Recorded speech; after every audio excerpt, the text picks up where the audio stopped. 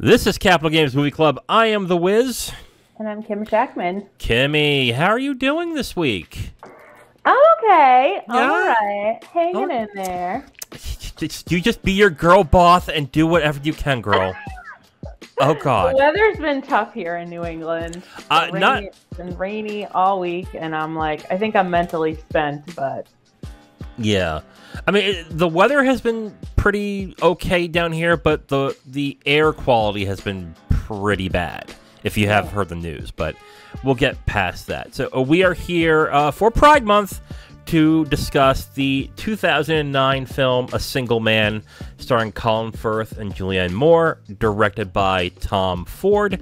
You mentioned that you like Colin Firth in the last episode. Yes. What movies have you seen of his that you enjoy? Oh, God. Off the top of I like Love Actually. He's in that, right?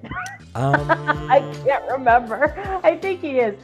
There's, let me just look really quick. Hold on. I think you are right. And the only reason why I'm not sure is because I'm not a fan of Love Actually. Yeah, so. You don't like that movie. Hold on. Let me just pull up a list of his. Are you sure you're not thinking of Bridget Jones's Diary? Oh, I love Bridget Jones's Diary. No, so... you are right. He is in Love Actually. Yeah, and Love Actually. Wait, what?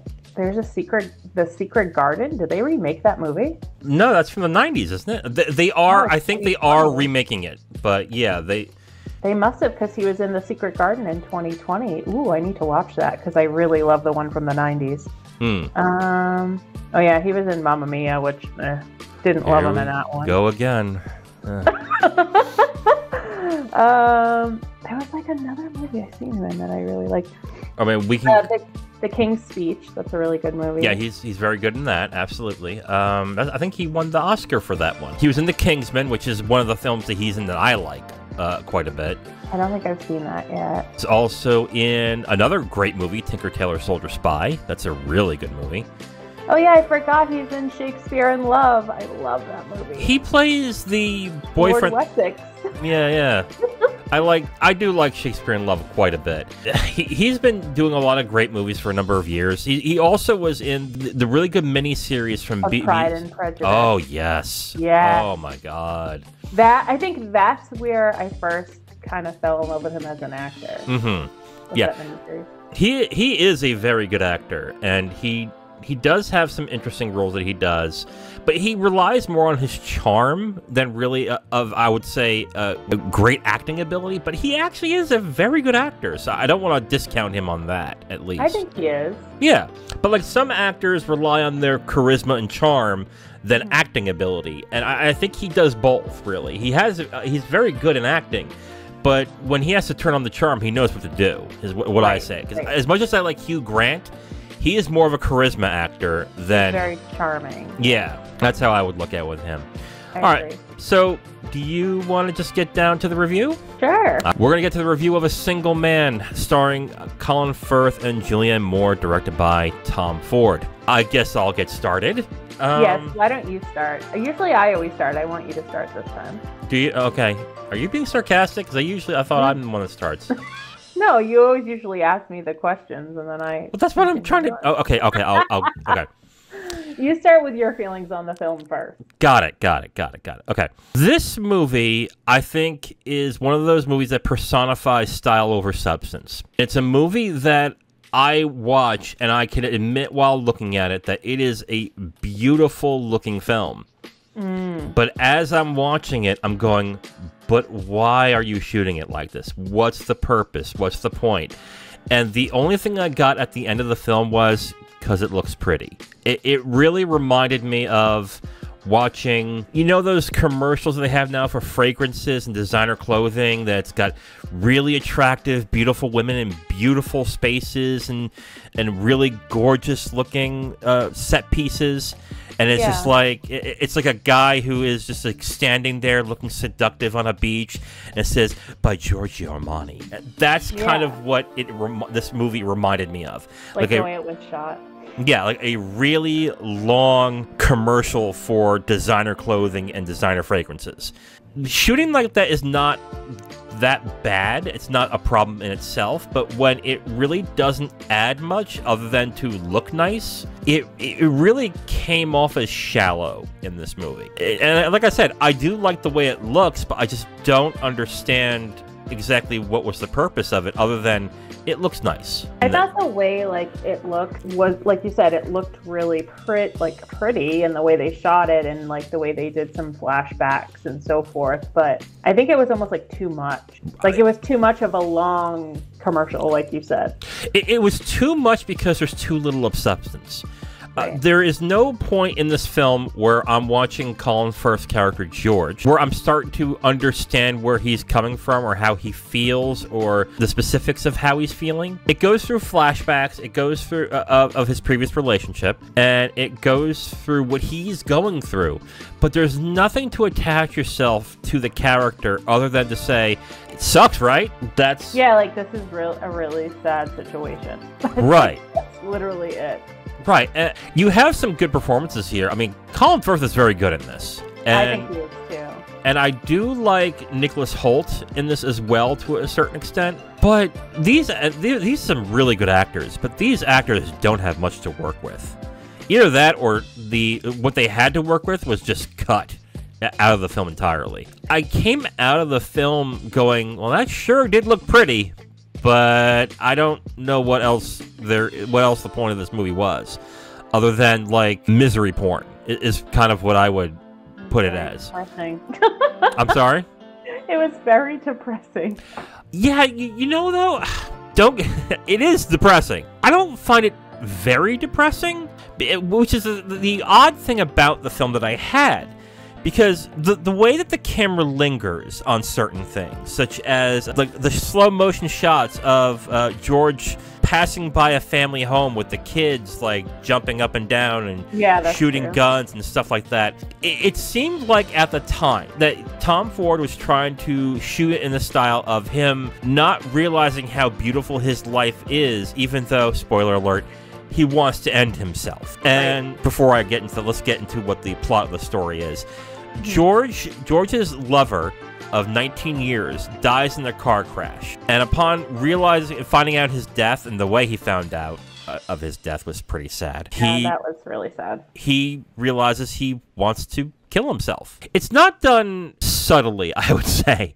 It becomes very obvious where he's going what he's going through in this, but he gets to that point pretty quick. Right. And the slow motion shots and everything, I think the purpose of it was look at the beautifulness of his life and everything that he has around him is so happy and pleasant. And still he wants to end it all. And how sad that is. Where I just looked at it and went, all of this is so fucking unnecessary. Why are we lingering on a head-to-toe shot of a little 5-year-old girl? In the bank. In the bank. Yeah, why? I was kind of I asked myself those same questions. I'm like, what's the purpose? I think really the purpose was to show how beautiful his life truly is and how he doesn't appreciate what he has. Right. But it's a lot of that, in the beginning of the film for sure. Right. And then the film kind of does something in the middle of the film as well that counteracts that entire purpose. Where the example I would give is when he met that male prostitute. Yes. And it shows that he still has a good life, and he's still attractive to some people, especially to that student. And everything. And he's also an attractive man. You know what I mean? Yes, absolutely. He still got it. Right, absolutely.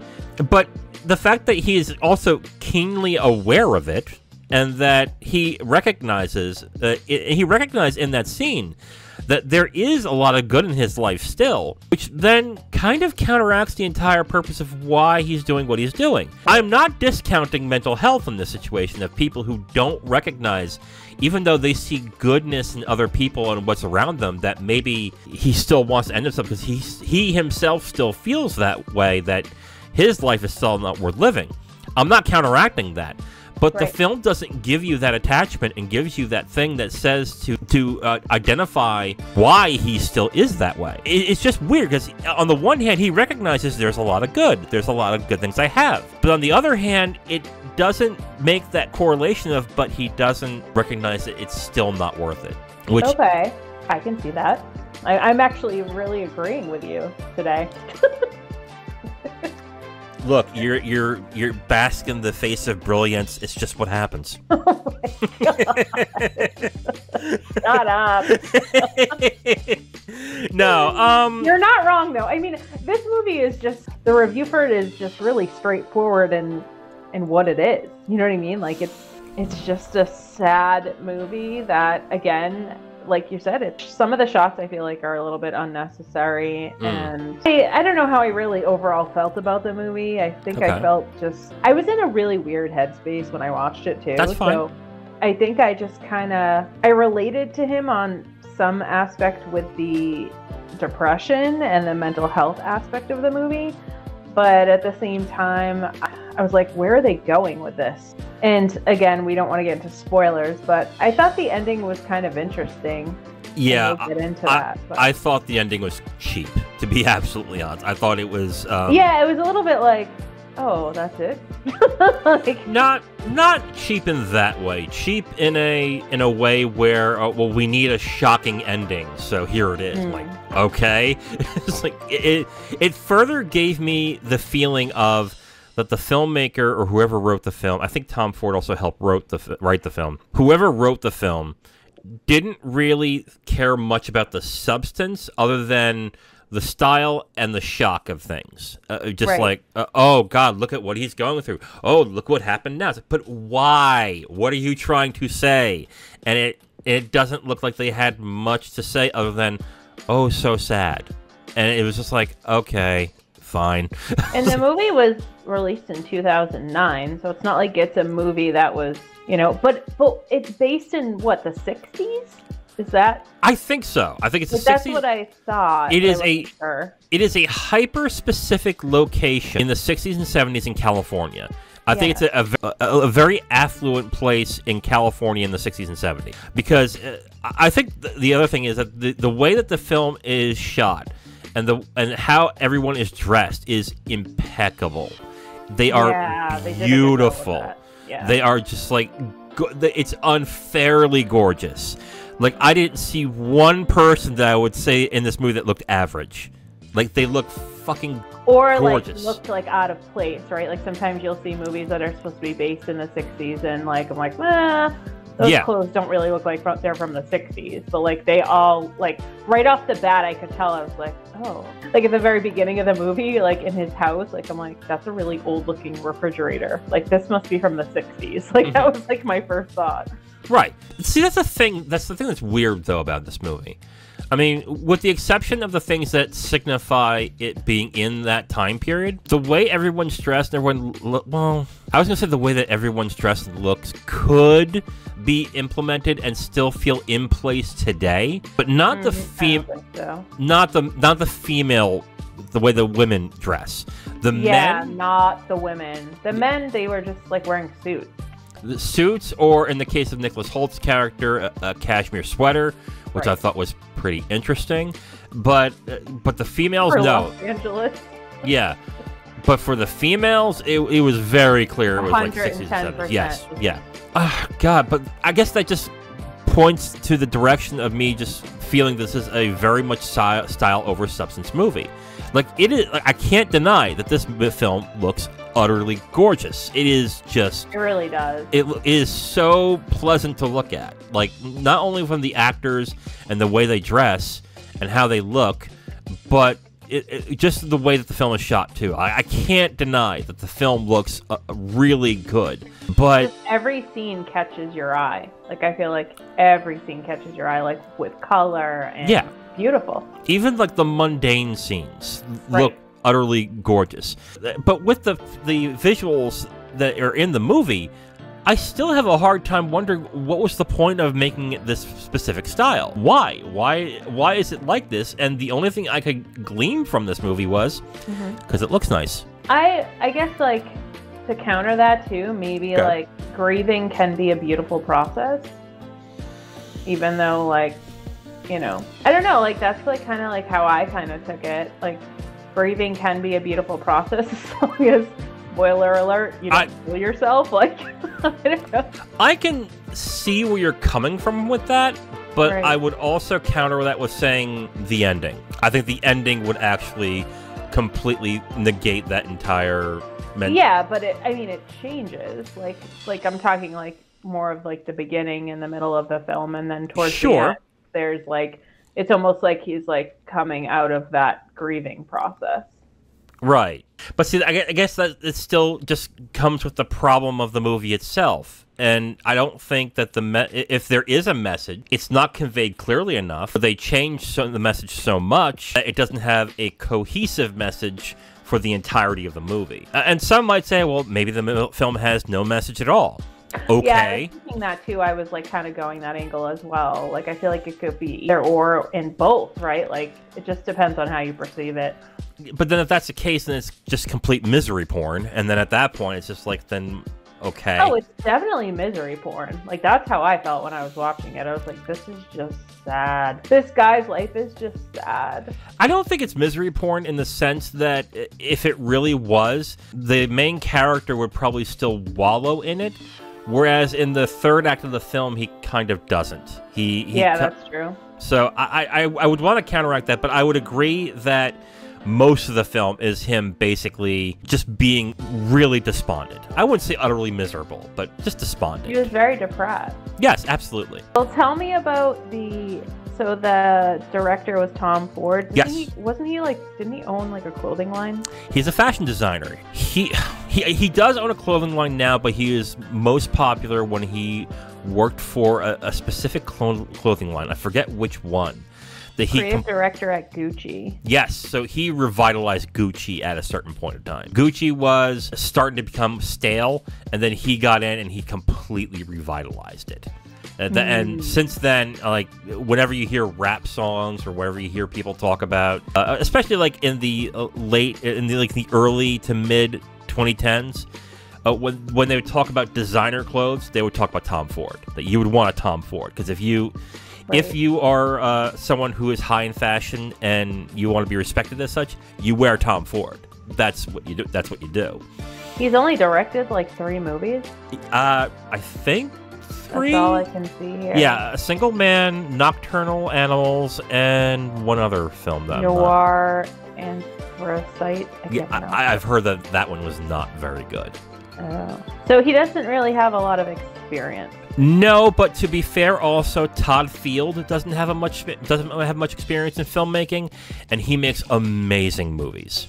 I just want to say that right off the bat. Just because he doesn't have a lot of films under his belt does not mean that he can't do great films. Because Todd Field did Tar recently, which was amazing. It's just an amazing movie. So I wonder why Tom Ford decided to make this movie.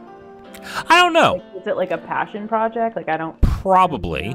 See, I wouldn't be surprised if a lot of designers in his field would want to become filmmakers, because they do like to deal with space and sets and stuff when it comes to their fashion lines and having an aura around their fashion line. If you go to like a Gucci or like a Versace, like a party or something, they have a specific feel and a specific way they want everything to look to signify their brand.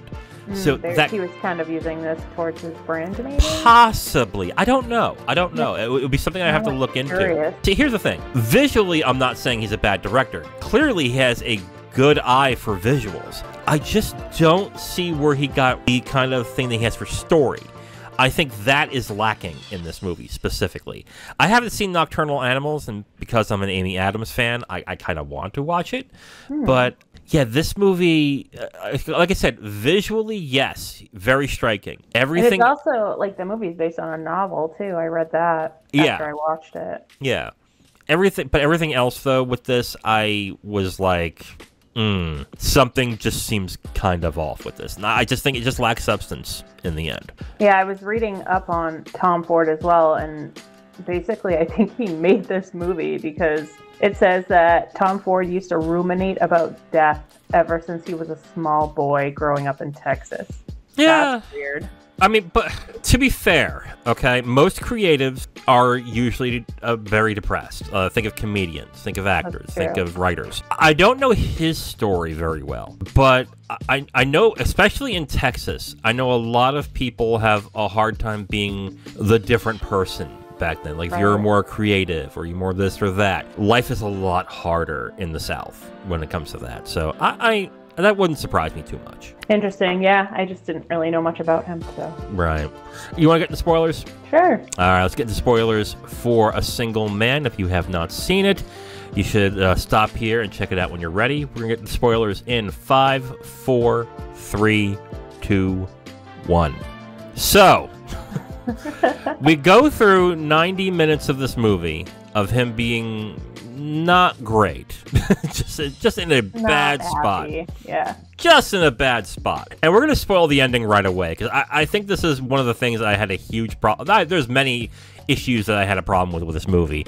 But I think the main one we have here is that in the end of the movie, he suddenly realizes that he wants to live. So he burns all the suicide notes. He locks away the gun that he's had the entire time, which is one issue I had throughout the film. What, the gun? I had a problem with the gun. I'll get into that, though. Okay. Now I'm really, curious on what your thoughts are on the gun, but okay, keep going. And then he sits in bed, he ruminates on something, and then he dies of a heart attack. Which, again, throughout the film, they show him taking aspirin to, I guess, help his heart. Yeah. I got that right off the bat. Did you? Yeah, I knew he was dying of a heart attack for sure. Right away, I was like, yep, he's having a heart attack. Yeah, I didn't catch that at all. I just saw. Really? Yeah, I didn't catch that at all. I did. You see throughout the film, he takes Bayer aspirin. He has the little tin, and he takes it 3 or 4 times throughout the film, and he's kind of gesturing towards his heart, when he's taking it. So that's how I knew. I guess I didn't catch that. Were you paying attention? No, just kidding. Yeah, well, okay. So I get you caught that. I thought it was random. I was like, why kill him? No, it's not random. Why have him die of a heart attack when he just realizes he wants to live? That seems oddly cruel. I think he had a heart condition, because obviously he's taking all the aspirin, and towards the beginning, towards the middle of the film, when he's having a flashback with his lover, I forget the guy's name. I think it's Jim. Jim, yeah. And he's everyone calls him old man too, because he was a lot older than him, and he was taking aspirin at one point then too. He's don't forget to take your medicine or something. So he probably had a heart condition that they didn't really they kind of very subtly pointed out, but not enough for everybody to get it, I guess. I guess I missed that, but I just think killing him at the end of the movie, when he suddenly realizes, I actually want to live after all this, just seems like I said, it seems kind of cruel. It seems kind of like I said in the beginning, very misery pornish. Yeah, it's he almost has an epiphany about life when he meets that young student and starts having a bit of a relationship with him towards the end of the movie, and then he's like, wow, people do care about me, and I can still have another relationship outside of Jim, and then he just dies. Yeah. There was kind of no point to it. You mentioning that he had a heart condition, it's fine. Maybe he just maybe they just wanted to point out he really didn't know how precious life is until you die. I don't know. I don't know if I'm just talking out of my ass at this point just to try to make a point for this movie that maybe that isn't even the case at all. But that's how I took it. I was watching it and I'm okay, the beginning he's really depressed. The boyfriend Jim's parents want nothing to do with their relationship, probably because they're gay, as they pointed out at the very beginning of the movie. And some random stranger calls him, I don't know who he was, to tell him that Jim had died. Mm-hmm. And the whole first half of the movie and towards the middle, he's super depressed, and everyone keeps telling him he looks like shit, right? Everyone's you don't which he doesn't. Oh my god, yes, thank you. I was what are they talking about? He looks fucking great. His hair's perfect. I mean, he maybe looks a tiny bit pale, but that's really it. I was they should have fucked up his hair or something to make him look like shit. And then the middle of the movie comes, and I feel the turning point was he met the other guy. No. Oh, Kenny. His name. Kenny, yes. Yeah. He meets Kenny, And then, you know, you can tell he's attracted to Kenny. Oh, my other question, sorry, I'm getting a little off topic, but my other question, what was the deal with, like, the eyes? Like, I feel like throughout the film, they kept zooming in on, like, characters, like, one of their eyeballs. Like when they're putting their eyeliner on? Eyeliner, but they did it with Kenny. They did it with, like, a few other characters. Did you notice that? I did, but my problem with this is a problem specific to me. When someone is trying to put eyeliner on or something on their eyes, it kind of weirds me out, so I kind of have to look away. Does it make your eyes like water? A little bit, yeah. So like, it bothers me. They're gonna poke their eye. I was like, oh my god. I think in the case of with Kenny and George, it was supposed to denote thing. Yes, I think it was, but they lingered on it so damn long. I was like, a lot, yeah. Lord. And then too, like it's like they never really confirmed, even towards the end of the movie, that Kenny was gay. I mean, they implied it, but there was no confirmation. Like they didn't speak those words or say that Kenny was into men. I think they kind of confirmed it at the end, don't you think? Did they sleep together? Kim, did you watch the movie? I did. Well, they don't really like show it. They just, I mean, Kenny got naked in front of him and let him lingerly watch him. Yeah, watch him, but then like after that, do you think straight guys do that? Then after that, he took a Hey, shower. bro, check my ass out, bro. Like, no, what? Like I knew that. Like I guess I kind of knew he was gay, but like. I didn't know that they slept together. There was they didn't. No, they didn't. Okay, then what are you talking about? Kim, come on! I have one of the worst gaydars out there. I can more than admit that. But even I was like, clearly. No, I did get it. I just said they never like verbally said it. So, what do you want him to do? You want him to suck his cock and just say, "Oh, by the way, I'm gay"? I don't know. I think. Shut up. I think you are right because he like subtly took his clothes off. Like I'm just saying, like I know like men get changed in front of men all the time, but I guess it's more. But like not like that. They're not saying. I know. Hey, the quarterback of the team is not going to the linebacker and go, "Hey, does my ass look great in this, bro?" No, they're not doing that. Okay, you're absolutely right. I am wrong on this part. I can just imagine guys. I mean, are you watching like gay porn where the guys are in the shower together and one's lingerly watching them soaping their naked body? What is this? I'm not gay. I mean, I know you're not gay. And I don't watch gay porn, so no. Do you? Well, I had a period of time where I don't listen to talk about that. Right. Know that about you? I mean, hey, it's fine. You're in what you're into, but... I had a period of time where I questioned my sexuality. Sure, I did. No, but like I said, my gaydar is pretty bad. But even I, when I was watching this film, going, oh, it is clear Kenny's into him. Like, it is so clear. Because just the way that he looks at him, the way he talks... Like, how did you not know he was having a heart attack? Like, there's certain things you picked up on more than I did. Absolutely. Absolutely. I think maybe the way that Kenny was flirting with George was a little too subtle for you. Yeah, I think that's it. I mean, yeah, I guess he did get naked in front of him and he was staring at him, so okay, they're gay. Yeah, I mean, I knew George was, but, you know. Because, let me put it to you this way. If I was naked in front of another guy and he was looking at me the way George looked at Kenny when he was naked... I'd be like, bro, what are you looking at? Grab a towel. Yeah. Bro, what are you looking at? Like that's or you'd hurry up and get in the shower and make yourself scarce. Yes, pretty much, yeah. Uh-huh. Yeah, I guess I regret saying that. You're absolutely right. I'm fucking wrong. I don't know. Whatever. Okay. It's fine. It's fine. Moving on. It's fine. It's fine. Like I said, my gaydar is terrible. I have terrible gaydar. Yeah. Absolutely. Oh yeah. No. Like mine's bad too. Like there are times where I'll share a story with you that you'll find funny. After my last relationship, I was very attracted to this one person that I started talking to when I was writing, and I was like really attracted to her. Oh my god, she's funny, she's smart. Oh my, and she's cute too. Oh my god, she's amazing. And we talk every once in a while, this and that.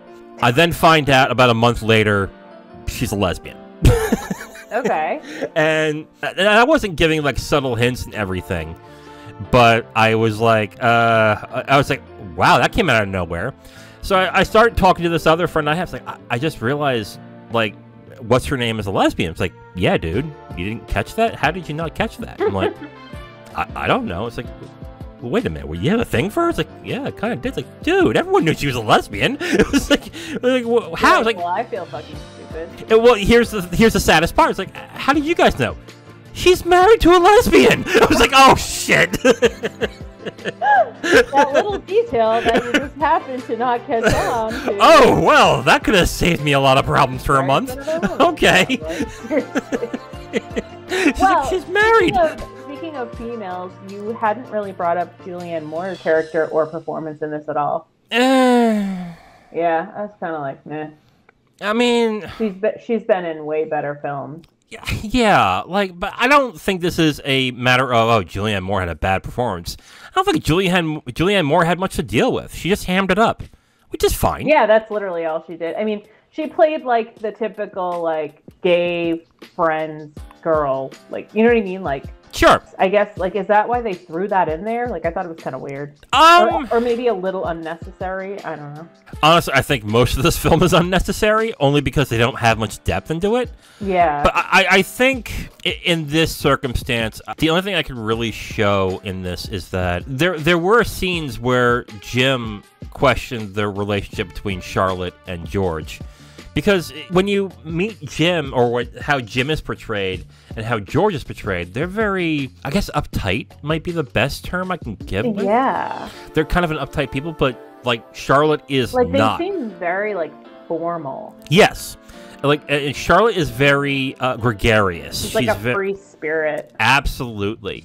Which is fine. Like I said, like, Julianne Moore did fine with the role that she was given. It just wasn't much of a role. Yeah, like, and she wasn't even, like, the film that long. Like, it was a small part. The ending of George dying of a heart attack was it just seemed, I guess it shouldn't have felt random to me, but it did. It's just like, but why? So that's just how you felt, you know, that's just how you felt. Right, I know. There's nothing wrong with that. That's just how you felt. I have been doing this for years. Of course I know. But, oh my god. No. You should be questioning the master. Exactly. It took you a few episodes to realize it, but it's good that you finally come. No, kidding. You bastard. Kidding. But no. No, I don't know. I think I kind of liked the ending. Good, you died. Okay. No, it's just kind of like, all right, sealed the deal. Like, he was depressed, and then he wanted to kill himself. And then he found out that, you know, he could still be loved by this young college student. And he saw the hope and the light in, almost like the light in this kid's eyes. And he was like, wow, I can have another relationship. And then he's like, oh yeah, I have a heart condition and I'm dead now. So maybe you shouldn't have taken life for granted. Cause like, so I forget too, like, I forget if they depict like how long Jim was dead when the movie like started. Was he dead for like a year or two? I can't remember. I don't yeah, another problem. I want to say they said 2 years. I feel like that's what it was. I don't think it was that long. I thought it was really? I don't think so. I think it was kind of recent actually. I can't remember. Because because when John Hamm called him, I think that was relatively recent. I can't remember. I can't remember. Honestly, I don't remember either. To be absolutely honest, I'm going through 8 months earlier is what it was. 8 months. According to the synopsis on IMDb, it was 8 months previous. Which, makes sense, I guess. I mean, grieving can take longer than 8 months, I guess. Oh, I know. But I just think that, like, I don't know, maybe I'm just reading too much into this stupid fucking movie. I don't know. but that's kind of the problem with this movie, because we're trying to glean details of what the purpose of the movie is and why they went the way they did, and all we get is, I don't know. And I think this is what they were trying to portray, but I don't know for sure. Right, but the problem isn't that we just don't like what they're saying in the movie. It's just that they don't give us details to actually. But maybe they did that on purpose. I don't know. But if you do that on purpose, you have to do it for a reason, and it doesn't seem to be a reason for that. That's my opinion. Others may disagree. But I don't know. Like, I guess I wasn't shocked when he died, and I don't know why I was. Like, I was just like, oh, okay. Like, yeah, he had a heart condition, and he's old, and he's grieving. And, I mean, they do say, like, when you're going through, somebody passes away, or even when you're going through something, if you're sick or in the hospital or whatever, if you don't have a positive attitude, like, it shortens your life a little bit. Like, sure. It can help that. So, I don't know. I just kind of was like, okay, like, that settles that. Like, he's gone. I don't know. Honestly, like, I was okay with it. I don't know why. I just my issue with the way the film ended is mainly because just a minute earlier he decided he wanted to live. If he hadn't decided, he didn't make the purposeful actions to decide to live, I would have taken the heart attack as, oh, okay.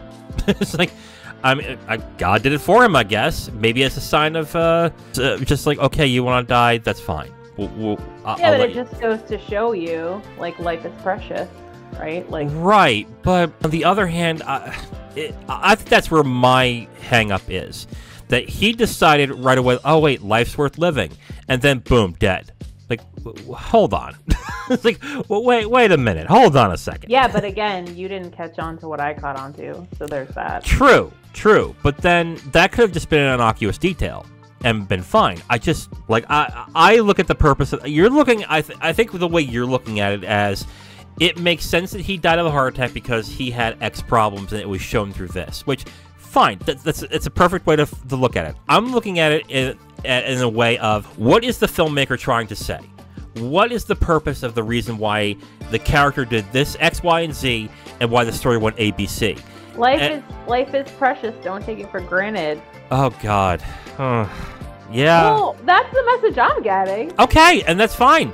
that is fine. How do you not see that? I see it, but I see it as kind of a cheap way to end the movie. Okay, that's fair. I see it as, I have nothing else better that I can say here, so life is worth living, whee! And then there, it's like, okay, fine. Yeah, like, don't take it for granted.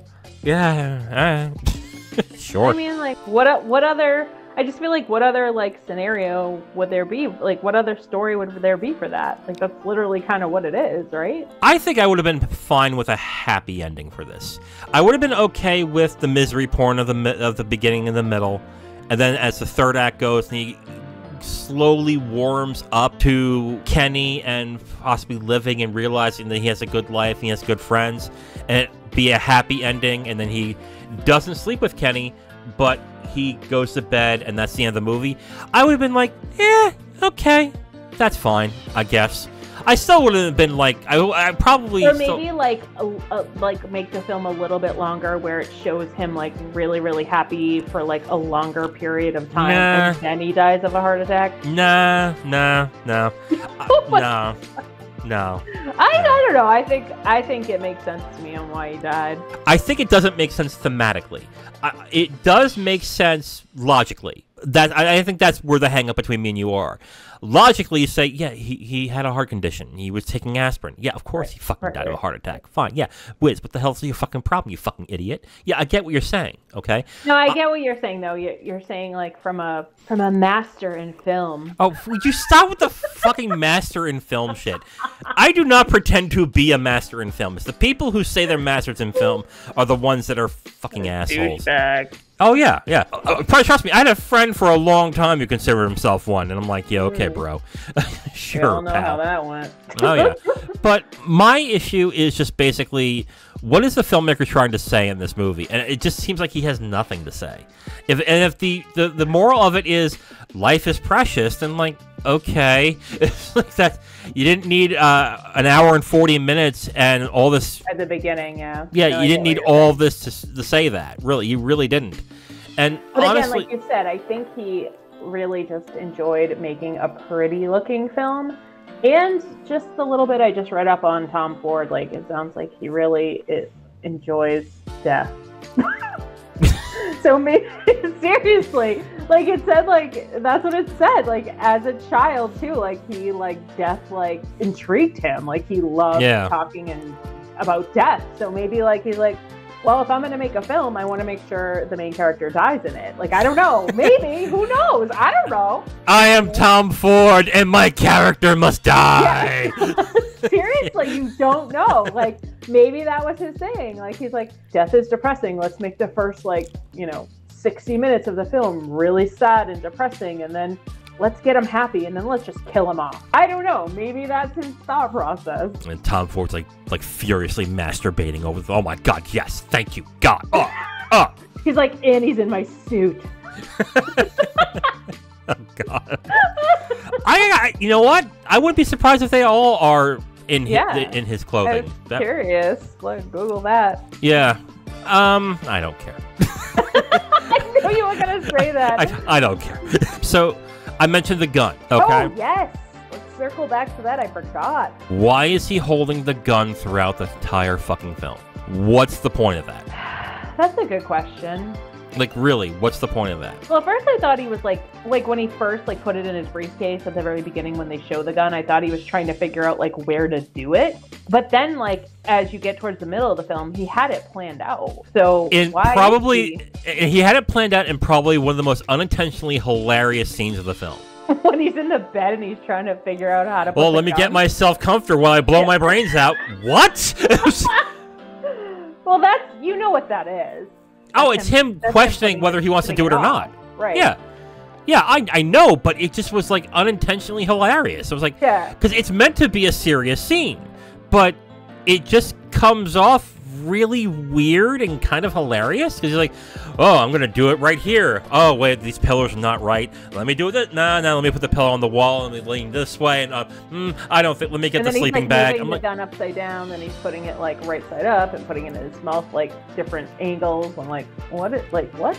Yeah. I know what it is. It's him. The fact that he is taking so much time doing this is him questioning whether he wants to do it or not. Right. But the way it is shot and the way it's performed is hilarious. And it shouldn't be. It should be oh man, he's going through something hard. There are films that deal with suicide where literally the person is shaking and their hands are shaking. I'm going to do it, and they can't do it. And there's more dramatic tension there. But in this film, it's just do I do it this way? But it kind of worked with how we know Colin Firth, right? His slight humor. I almost felt like it kind of worked. I was okay, I could see this thought process going through this man's head just because of the actor that he is. But it's kind of like Hugh Grant, and he's like, do I kill myself? Oh, whoopsie daisies. Yeah. That's kind of what I was thinking in my mind when he was doing all the actions, and I was just like, this guy just can't really figure it out, and he doesn't want to do it. But there's no humor in the film. I know. No, that's true. That's why, I did think it was kind of strange. I was like, why do they have this in the movie at all? Yeah, I when I saw this scene, I'm like, not that it was laugh out loud hilarious, but I was like, what is this? Yeah. That's exactly what I thought. I was like, what is he doing? Yeah, but why? But he also carried a gun in his briefcase for a long time, to the school, to his office, to the bank where the kid almost saw it. And I'm I was waiting for that. I was like, the kid's gonna see it, and the mother's gonna freak the fuck out, and then they're gonna arrest him or something. I don't know. I was like, what's gonna happen? With this gun? Yeah, it was and really weird. Nothing at all. I just was like, yeah. Oh, I have a question for you. Go ahead. You know what? At the end of the movie when Kenny is sleeping naked because they apparently probably had sex and I just didn't know it. They didn't have sex. Stop it. Go ahead. I know. And and he's holding the gun to his chest. Is he doing that to keep it away from him? Yes. Okay. That's my thought. Sure. That's my thought too. Okay. You can't be too sure, but I think yes. He's doing it because I think he recognized early on what was going through his head. Right. Not that I don't think Kenny is attracted to him. I think he is, but I think bad for him. Yes, sorry. He definitely recognized something was going on. So when he saw the gun, he took it. Is essentially what happened. Okay, that's what I thought too, but I wasn't 100% sure on that. So you want to get into final thoughts? Sure. Go right ahead. I'd probably give this movie 3 out of 5 because I do, just like you said, I do like the way it was shot. I liked the colors and how they did the flashbacks of Jim and the overall taste of the movie, I guess you could say. I didn't give it a higher rating than that because I don't think I'd ever watch it again, just because it kind of is what it is, and it kind of bored me a little bit. Not by much, but just like you said, the substance of it wasn't really that deep. There really wasn't anything to really get into. But overall, like, I enjoyed it. I liked the movie. I personally did enjoy the ending. I mean, I don't know. I don't think I would really like recommend it to anyone I know unless they wanted to watch a really depressed man die of a heart attack at the end. I don't know. You just gotta see it, Becky. Oh my God, that's just like, what I want. Like, there's no, like, I don't know. There isn't a lot of substance. That's really all I have for this movie. So the style and look of the film was enough for you to recommend it? Yeah, like if you're into films and you can catch that while watching it and not be so enwrapped in the actual story, I would recommend it to like a film geek. I don't know. Okay, I'll keep that in mind. I'm gonna give it 2 stars out of 5. I think the way the film is shot is exquisitely beautiful. Just the way the costumes are, the way the colors are, the look of it is. I can't deny. The costumes are really pretty. Everything about the film visually is very appealing and very well done. The story is not. The story, especially when it comes to George, kind of goes nowhere in this film. And even with films that kind of meander like this, there is a point to why it's meandering. And there just doesn't seem to be one for me in this movie. So I do like the performance of Colin Firth in this movie. Too. Yeah, for sure. I did understand why he got nominated for Best Actor that year that this film came out. But on the other hand, there are much better films dealing with these topics that I think are much better. It is a pretty looking film, but it is purely a style over substance film. I'm going to give it 2 stars out of 5. You're going to give it 3? Yeah, I give it 3. And you're going to give it 3 out of 5. So you'll recommend it, I won't. I did, and I did forget to mention, I did enjoy Colin Firth's performance in this a lot. Like, I feel like he plays a really great, serious role. Yeah, absolutely. Okay, so we are at the end of this episode, which means we got to talk about what we're watching next week, but Kimmy doesn't know what it is. I have no idea. Okay. I'm going to give you, and this is what I did with Zero for your pick, Elizabethtown. I'm going to give you 3 hints and 2 guesses. Do you want to first explain what we're doing so people know? Oh, okay, I'll explain it again. So what we're doing, basically, is I told Kim and Zero, tell me what your favorite films are, and then the other person is going to watch them. You chose Elizabethtown, so Zero is going to be watching Elizabethtown. It's going to be so weird for him. Yeah, probably. So he'll be watching Elizabethtown for Tuesday's episode, and you're going to watch Zero's pick for Saturday. And we're going to go over what that film is right now. I'm going to give you 3 hints, and you're going to have 2 guesses. Oh, God. Each hint is going to be much more direct as to what it is. So we're going to get started right now. Are you ready? I'm ready. Okay. It's like a game show. Sure. Go for it. Okay, so your first hint. This film won an Academy Award in 2002. Jesus Christ, I don't know. Do you want the second hint? Hold on. 2002 Academy Award. My God, really? I'm Googling. Okay, go ahead. What's the second clue? This film is in the top 100 films of all time by BFI Sight and Sound. I don't know. Okay, you want the third hint? Yes. This is probably going to be the one that you're going to, if you look it up, you'll get it. It is the highest grossing film of all time in Japan. Hold on. If you don't get it with that, we have a problem. Well, I'm cheating and I'm Googling. I know. Which Zero is so much of an honorable person, he won't do that. But not me, I'm a cheater. Even though I told him, look stuff up. Then again, my hints weren't that great. Japan of all time? Mm-hmm. One Piece? No. Oh, in Japan. Highest grossing movie in Japan. Red? That's the One Piece film. No. Well, I don't know. What? Don't tell me. Yep. You're like, yeah. No problem. Demon Slayer the movie? Nope, I'll tell you. You want one more guess? Let me down. You want to just get? You want me to tell you, or you want to take one more guess? Just tell me because I'm Googling and it's not giving me the right answers. The answer is Spirited Away, the Hayao Miyazaki Studio Ghibli film from 2001. Yeah, I would have never gotten that. Second one on the list. It's not the highest grossing. Yes, it is. Hold on. Where are you seeing that? Highest list of highest grossing Japanese films. I'll send you this link. Oh my God, Demon Slayer beat it out. Oh shit. See? I was right. Okay, you got me.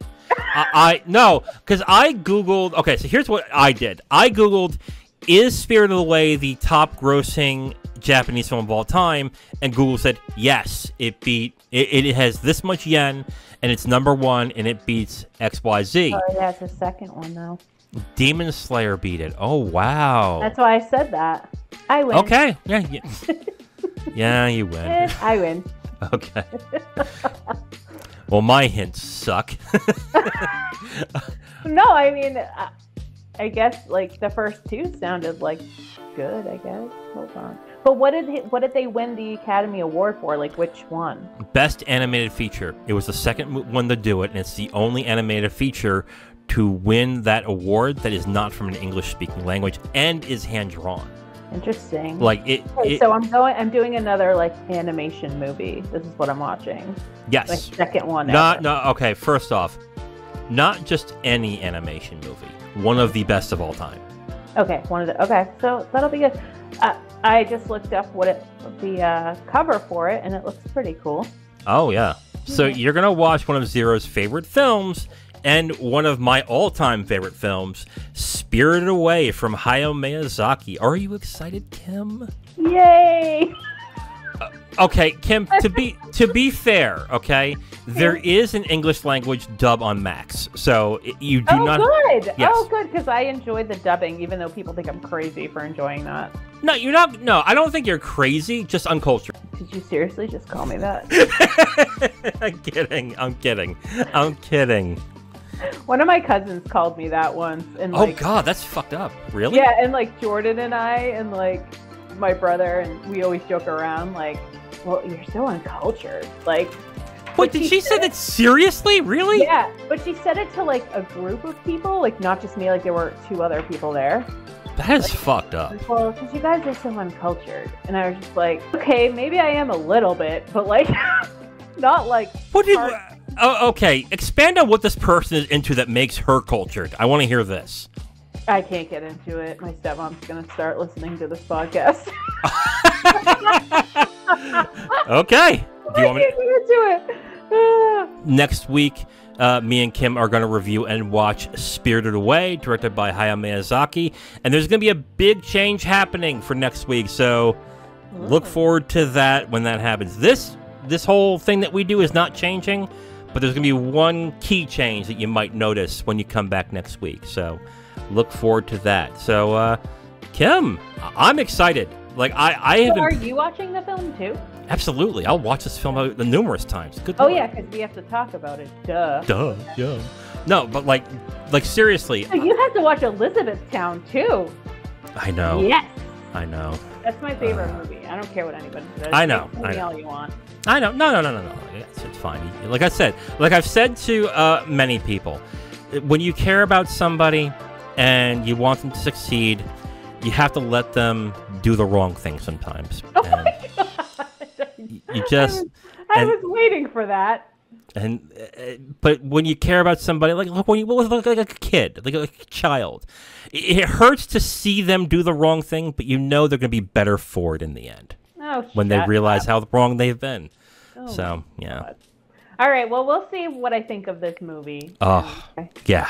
I can't wait for you to just, like, hate it before I have been praising this film for 20 years. I love this film. Like, if you go onto my Letterboxd right now and you see top 4 films of all time, it's on there. It's one of those movies for me. Spirited Away. It is it's a fucking masterpiece. Oh my God, I cannot wait to watch this again. All right. Okay, so that is the end of this episode of Capital Games Movie Club. I am the Wiz. And I'm Kim Shactman. And we'll talk to you next time. Bye-bye. Bye.